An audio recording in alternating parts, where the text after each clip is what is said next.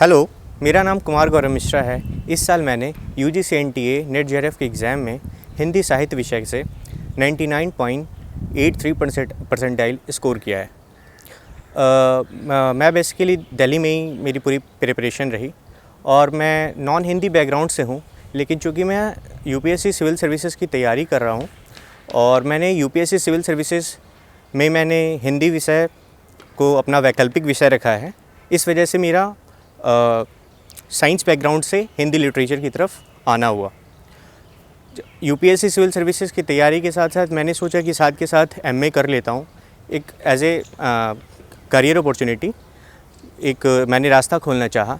तो जब अभी मेरा एमए फाइनल ईयर चल रहा है तो साथ के साथ मैंने अपियरिंग कैंडिडेट करके नेट जेआरएफ एग्ज़ाम दिया था और अपने फर्स्ट अटैम्प्ट में ही मैंने केवल 3 से 4 महीने की तैयारी में 99.83 परसेंटाइल स्कोर किया है। मैं दिल्ली नॉलेज ट्रैक की पूरी टीम को तहे दिल से शुक्रिया कहना चाहता हूं, क्योंकि इसके माध्यम से इन्होंने मुझे एक प्लेटफॉर्म दिया ताकि मैं हिंदी साहित्य से जो भी बच्चे यूजीसी नेट की तैयारी कर रहे हैं उन तक मैं अपनी स्ट्रेटजी को शेयर कर पा रहा हूं। मैं अब अपनी स्ट्रेटजी को आप लोगों के साथ शेयर करता हूं। जैसे कि सिलेबस जो है इसका, वैसे तो देखा जाए एग्ज़ाम में काफ़ी कहीं से भी पूछ लिया जाता है, लेकिन यूजीसी एनटीए ने एक प्रिस्क्राइब्ड सिलेबस दिया हुआ है जो 10 यूनिट्स है ना। हमारी कोशिश होनी चाहिए कि सबसे पहले हम उस पर कंट्रोल करें, उस पर अपना एकाधिकार प्राप्त करें, और जब इतना हम कर लेते हैं उसके बाद हमारी कोशिश होनी चाहिए कि और ज़्यादा से ज़्यादा मॉक टेस्ट करके वो जो इनफाइनाइट जो कहीं से भी क्वेश्चन पूछ लेते हैं उनको कवर करें। तो सबसे पहले मैं अपने रिसोर्सेज़ के बारे में आपको बताना चाहता हूँ, जहाँ से जिन बुक्स को मैंने फॉलो किया उन सोर्सेज़ को मैं शेयर करता हूँ। सबसे पहले गोविंद पांडे और सरस्वती पांडे की एक किताब आती है, वो बहुत ही मददगार साबित होती है।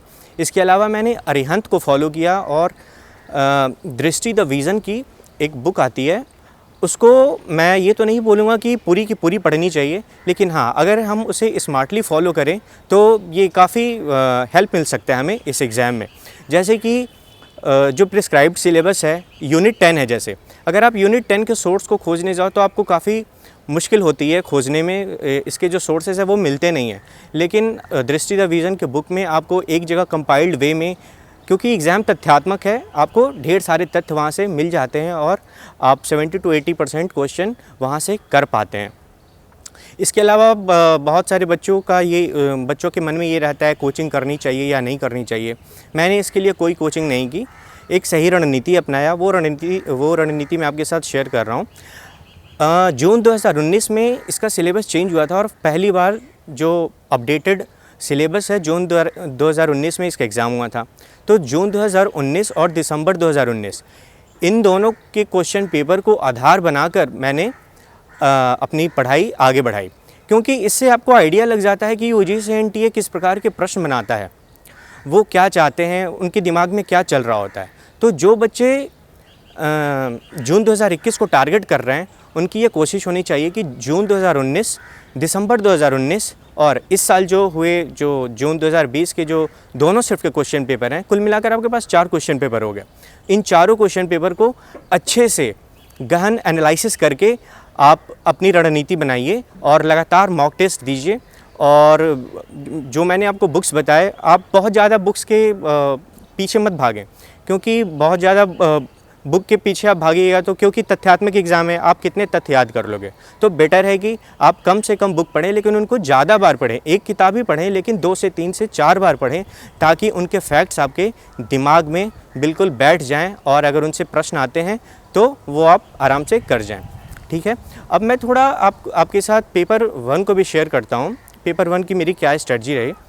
पेपर 1 क्योंकि काफ़ी एप्लीकेशन बेस्ड होता है, अंडरस्टैंडिंग बेस्ड होता है, तो वहाँ पे किताबें जो हम पढ़ते हैं वो बहुत ज़्यादा काम नहीं करता है। तो आपकी ये कोशिश होनी चाहिए कि मैंने केवीएस मदान को 1-2 बार रीडिंग मार लिया था, लेकिन इसके अलावा आपको अपने सोर्स को बढ़ाना पड़ेगा। इस वजह से मैंने नव क्लासेस, कुमार भरत सर के तलवीर और डायनेमिक स्टडी, इन 3-4 जो यूट्यूब के चैनल्स हैं, बहुत अच्छे चैनल्स हैं और आपको अपने पेपर 1 की तैयारी में इनको इंक्लूड करना चाहिए। इससे होता ये है कि वो पढ़ाते ही नहीं हैं, साथ के साथ वो क्वेश्चन भी करवाते हैं। क्वेश्चन करवाते हैं और जब आप रेगुलर क्वेश्चन करते हैं तो वो चीज़ें आपके बिल्कुल दिमाग में बैठ जाते हैं और वो कितना भी अगर घुमा कर प्रश्न आपसे पूछते हैं तो आप आराम से 35 टू 40, 42, 43 क्वेश्चन आराम से कर लेंगे और आपके बहुत अच्छे टॉप रैंक में आपके परसेंटाइल आएंगे और आप आराम से नेट जेआरएफ क्लियर कर जाएंगे। इसके अलावा बहुत लोगों के दिमाग में रहता है कि हमारा शेड्यूल क्या होना चाहिए। मैं अपना बता रहा हूँ, मैंने अपने पूरे दिनचर्या को 2 भाग में बांट दिया था। यूनिट 6 टू यूनिट 10 को मैं रात को पढ़ता था और क्योंकि जो साहित्य जो ग्रामर वाला पार्ट है वो काफ़ी वृहद है, वो कहीं से भी पूछ लेते हैं और उसको दिमाग में बिठा कर रखना बहुत ज़रूरी है, इसलिए मैं वो उसे सुबह में पढ़ाई करता था ताकि मैं उसको भूल ना पाऊँ। तो आप भी अपने पूरे सिलेबस को 2 या 3 पार्ट में पूरे दिन में बांट सकते हैं। इससे होता ये है कि आप बोझ कम पड़ता है, बोझ कम। जो यूनिट 6 टू यूनिट 10 जो है वो काफ़ी कहानियाँ हैं, नाटक हैं, उपन्यास हैं, अन्विधाएँ हैं। अगर आप उनको 1-2 बार पढ़ लोगे ना तो आपको उनके चरित्र वगैरह वैसे ही याद रह जाएगा। लेकिन जो ग्रामर वाला पार्ट है, अगर आप रेगुलर आप उनके टच में नहीं हैं तो भूलने की ज़्यादा चांसेस हैं आपको।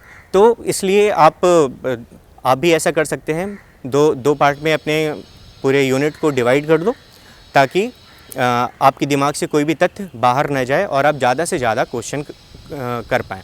मुझे लगता है कि मैंने जो मुझे बताना चाहिए था वो आप लोगों के साथ काफ़ी डिटेल में इस चीज़ को मैंने शेयर किया है। आप एक काम और कर सकते हैं, बहुत सारे क्वेश्चन जो वहाँ पे पूछते हैं एग्ज़ाम में, वो हिंदी साहित्य ठीक है, हिंदी साहित्य नॉलेज रखना ज़रूरी है, लेकिन वहाँ पे बहुत सारे क्वेश्चन ऐसे होते हैं जिनको आप अपने कॉमन सेंस और लॉजिक से सॉल्व कर सकते हैं। 1-2 उदाहरण मैं आपको देता हूँ। जैसे दिसंबर 2019 में एक क्वेश्चन पूछ लिया था धर्मवीर भारती से कि वो स्वतंत्रता के खिलाफ़ हैं और स्वतंत्रता के समर्थन में है। तो जब भी आपको ऐसे ऑप्शन में दिखें जो 2 विरोधाभासी कथन हो तो आपको समझ जाना चाहिए कि उत्तर उन दोनों ऑप्शन में से ही हैं। आप 50-50 टाइप का मामला हो जाता है और आप उत्तर के बहुत नज़दीक पहुंच जाते हैं।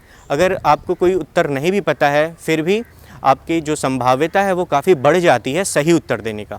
कुल मिलाकर निष्कर्ष ये है कि अगर आप अपनी रणनीति सही रखते हैं, रेगुलर मॉक टेस्ट लगाते हैं, जो सिलेबस जो 2-3 किताब मैंने जो बताएँ आपको, उन पर अगर फोकस रहते हैं, बहुत ज़्यादा इधर उधर की किताबें नहीं पढ़ते हैं, टू द पॉइंट पढ़ते हैं, आप आराम से मॉक टेस्ट लगाएं, अपनी स्टडी को रेगुलर रखें।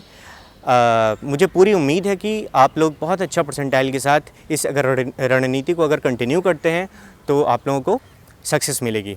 Thank you.